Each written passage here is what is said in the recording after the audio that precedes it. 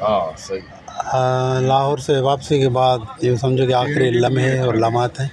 नहीं इसके तो हमारे इस तरफ आ दोस्त जो गया। हैं सईद बलोच साहब हैं और ये हमारी बहन है सादिया साहब, तालुक भाई बैठे हुए हैं, अकबर अकबर अकबर हैं और बहुत सारे लोग। तो अभी शॉर्ट वीडियो है, मजिद भाई से एक छोटा सा गाना हम सुनेंगे 1 मिनट का। जी मजिद भाई।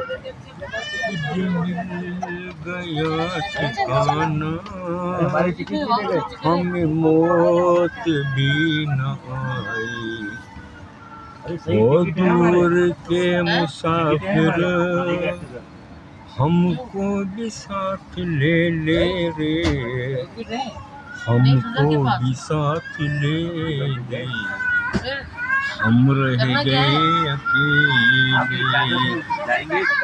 छूनी है दिल की राहें, खामोश है निगाहें, नाकाम हसरतों का उठने को है जना,